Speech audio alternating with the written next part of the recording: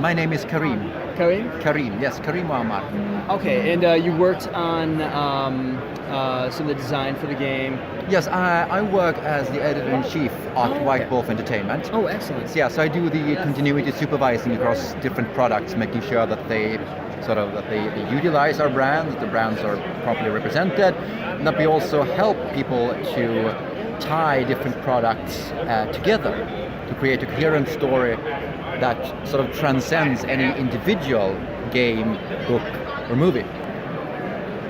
Somewhere after the year 2000, after 2004, when people were afraid of Gehenna, that seemed to be bubbling, but eventually never happened, at least not in the sense that people expected it. Okay.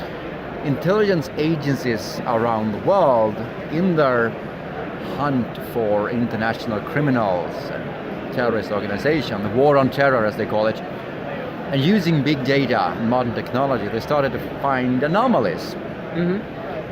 People, or rather almost people, monsters really, hadn't been covering their traces, not being familiar with the world of IT security, networks and digital footprints.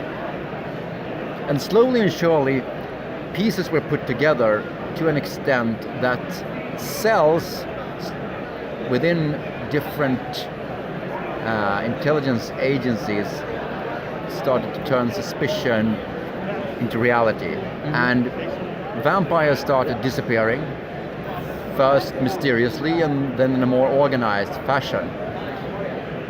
This, of course, at first was something that Camarilla tried to harness. It was a great way for them to get rid of their Sabbat enemies. And the Sabbat naturally are worse at hiding than the Camarilla, so they were easy targets. But it turned out that this sword can't really be wielded without cutting yourself eventually. So soon Camarilla vampires and anarchs started to feel the sting of the Second Inquisition, as the vampires are calling it.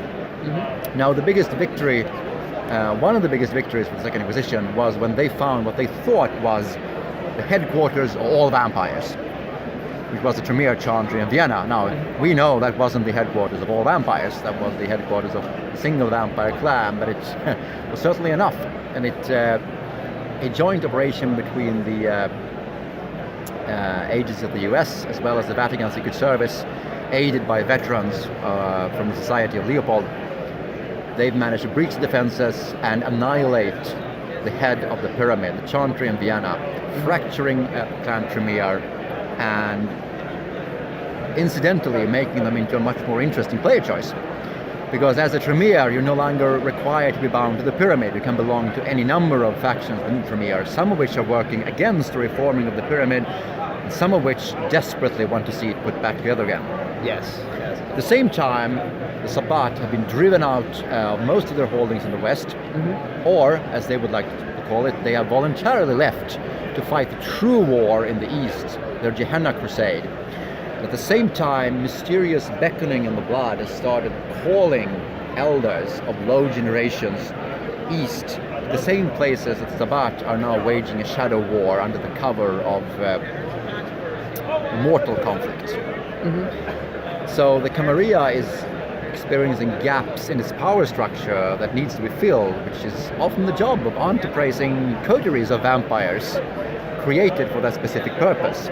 So we are creating the chance for player characters to inherit these conspiracies, these responsibilities that previously were the domain of NPCs, and out of reach of any normal player. All of this, of course, has led to the Camarilla wanting a scapegoat. They find themselves in a situation that's terrible. They're being beset by the Second Inquisition. They're being pounded through their misuse of internet. The so-called ShrekNet just fell right away because there's no match for mortal cybersecurity. So what do? Well, they blame the anarchs. So the Camarilla decides that, well, if you aren't in the Camarilla, if you aren't chosen by us, if you aren't allowed in, you're not in the Camarilla anymore.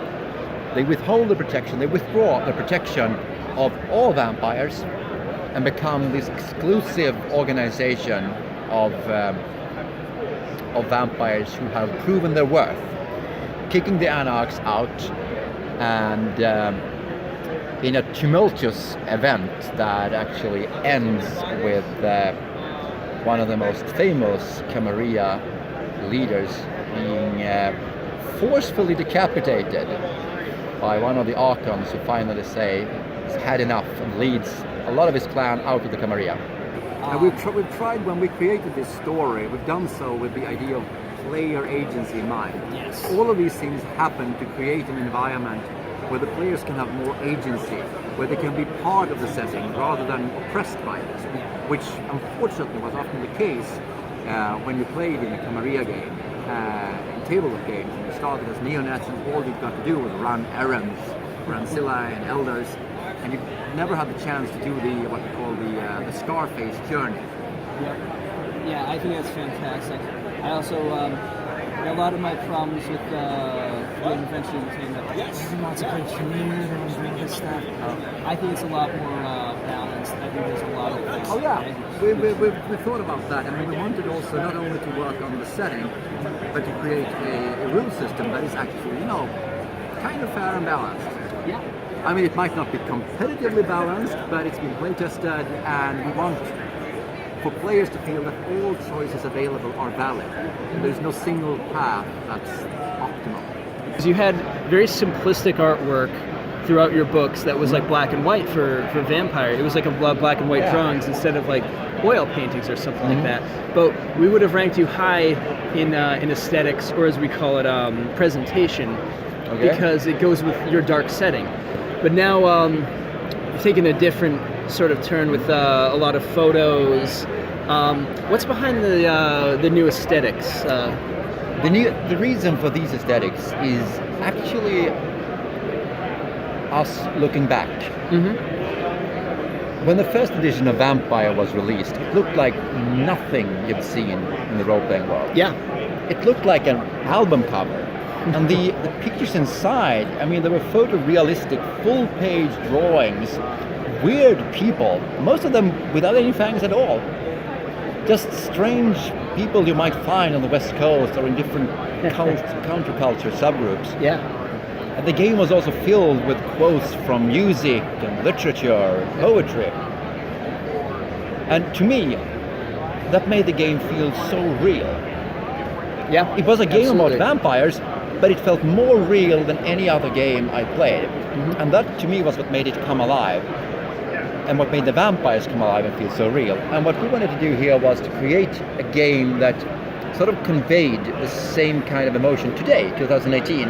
A game that might look like something out of a high-end fashion magazine or a Vice magazine.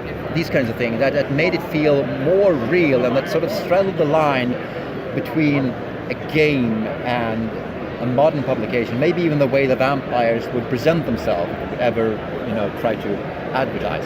Yeah. And doing so, we realized that, with inspiration from the Tim Bradstreet pictures, we decided that we wanted to have photographs in there to drive some of that realism home, to take that even further. So we worked with Marily, who is a great, amazing fashion designer, to set up these shoots, and there's also some of our sketches in the book, the fashion sketches you see with all of the clans, and created very deliberate shoots for each of the clans that would convey the themes and the mood and also the breadth of these clans, different types of characters you might imagine seeing in them.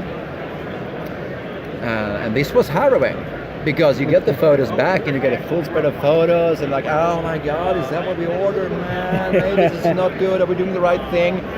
And then you start picking the ones out that you like and look at those and maybe this isn't so bad. And then you start putting them in the book, into context, and then we might be onto something here. Yeah. So, I mean, in a sense, this was a gamble, but I like to believe it was a gamble that paid off. I think so. Yeah. So, Vampire's back. Are we going to see more of the other games? Are we going to see like Werewolf or? Well, let's just say that given the reception of this game and a love for the other brands of different monsters of the World of Darkness, I would say that that is something I would very much like to do. We haven't announced anything yet, but let us say that we are doing our best to make that a reality. All